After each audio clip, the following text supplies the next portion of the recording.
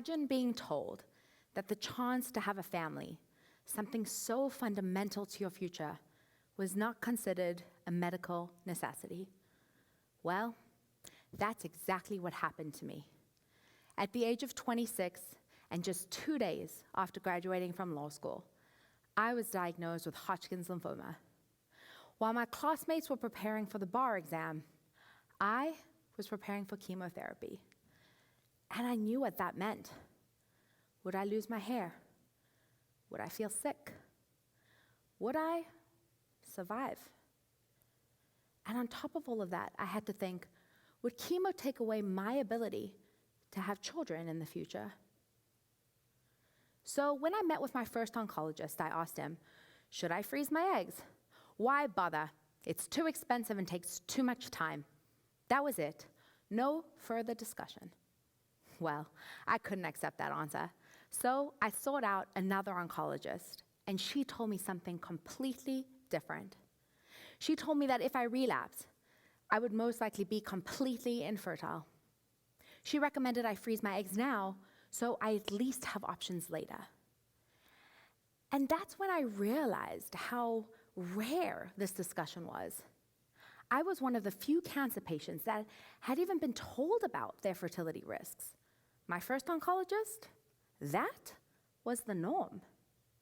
So before undergoing chemo, I made a decision. I wanted to freeze my eggs because I wanted the option to have a family in the future. I was quoted $18,000 to do so. I was a brand new law school graduate. Where was I supposed to get that kind of money? When I turned to my insurance company, they denied me. They told me that fertility preservation was not considered a medical necessity, even though infertility is a common side effect of my chemo. I begged, I pleaded, I even filed an appeal with my fertility specialist, but none of it mattered. Thankfully, I found incredible organizations that provide grants to cancer patients to cover the costs of their fertility preservation. So I got the opportunity that many others do not. I got to freeze my eggs. But what if I hadn't? What happens to all of those that don't have access to financial aid? And that realization became a pivotal turning point for me. I wanted to change the law.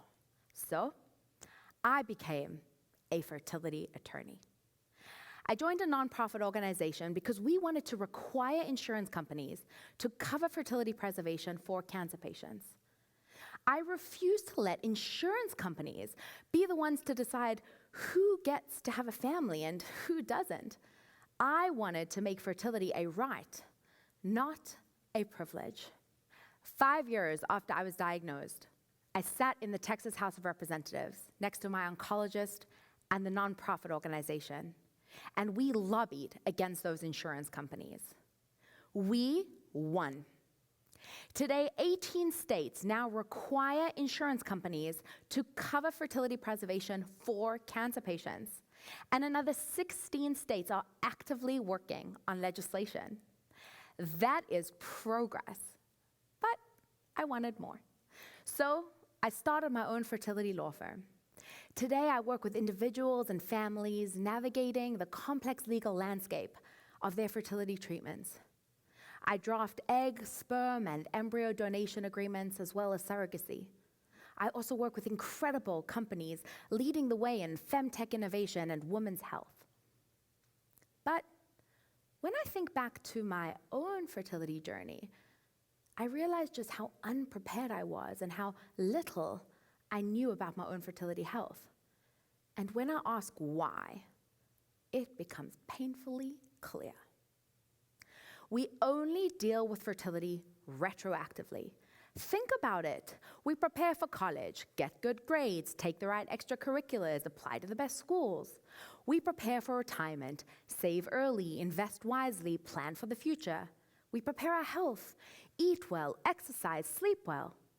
But fertility? We're taught about the birds and the bees. We're taught how not to get pregnant. We're not taught about sperm count, AMH levels, ovarian reserve, or age-related infertility. And that's a problem. Because how can we proactively prepare for our fertility when we don't even understand our own fertility health? Fertility is not just a cancer issue. It's a universal one. You know, there was a time when cancer had the same stigma that fertility does today. It was known as the C word that no one wanted to talk about. But today, we talk about it openly, fund research, raise awareness, provide support. Fertility is the F word no one wants to talk about. Instead, people suffer in silence, afraid of judgment. But that's not how it should be. Just like we brought light to cancer, we need to do the same for fertility. There is nothing to be ashamed of. There is a fertility crisis ongoing. Chances are you know someone who struggles with infertility.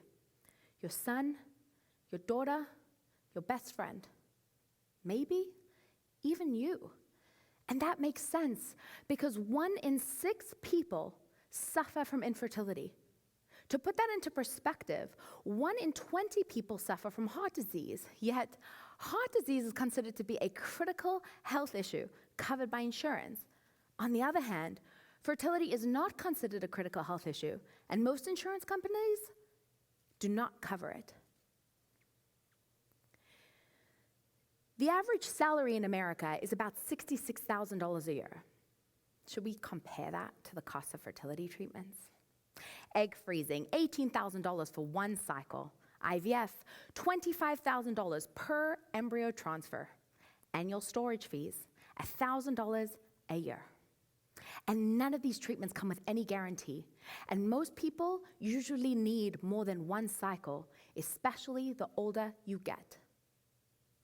Even with a full year's salary, most people cannot even afford 1 cycle. Instead, they have to take out credit card loans or double or triple mortgages on their homes. If you're lucky, maybe you'll have an insurance company that covers IVF or employer benefits that cover fertility benefits.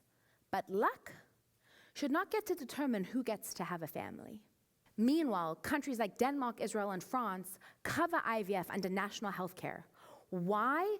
Because they see fertility as a fundamental part of healthcare. They understand that helping people build families is not a privilege, it's a societal necessity. Meanwhile, in the United States, we're seeing birth rates decline, and that's because we do not treat fertility as essential health. We're starting to see a cultural shift in the United States, but the system just hasn't caught up yet. Egg freezing rates have skyrocketed by over 4,000% in the past decade, according to Forbes. And I've seen this shift personally. When I froze my eggs 10 years ago, none of my friends had done so.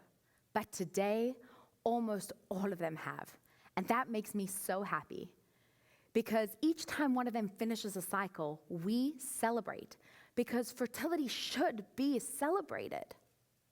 About 42% of US employers now offer some form of fertility benefits. But a lot of the time, these fertility benefits come with restrictions, a year-long waiting period, or proof that you've tried naturally first.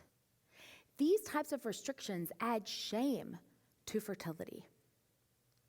Technology is also rewriting what's possible.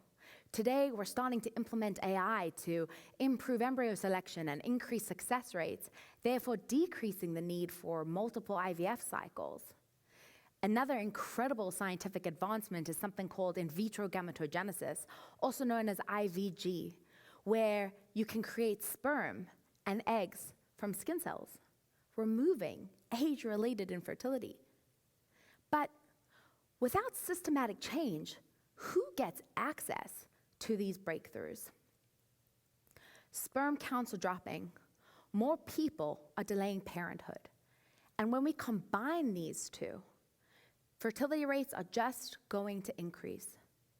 Fertility should not be a last-minute scramble because by then it's already too late. We need to start treating fertility proactively and stop treating it as an afterthought. So, what needs to change? Well, education needs to start earlier. Just like we teach sex ed, we need to teach fertility health. Insurance companies need to treat fertility as essential healthcare. Employer benefits need to be free from restrictions and accessible to all. Fertility testing needs to be standard. People need to know this information in their 20s, not in their 30s or 40s, because by then, it's already too late. When I fought the battle against the insurance companies, we lost 3 times. People told us to give up. Insurance companies, they always win. But we kept pushing, and in the end, we won. So let's stop whispering the F word like it's something scandalous. Fertility, talk about it, normalize it, advocate for it. You don't need to be a legislator or a lawyer to make change. You just need to speak up. Ask your doctor about fertility testing. Request benefits from your HR team. Share your story. Support a friend. Because the more we talk about it, the more we normalize it, and the more we create pressure to build change. And with change, everyone can have the family that they have always dreamed of. Family is the foundation of our future, and it's time that we make it a right and not a privilege. Thank you.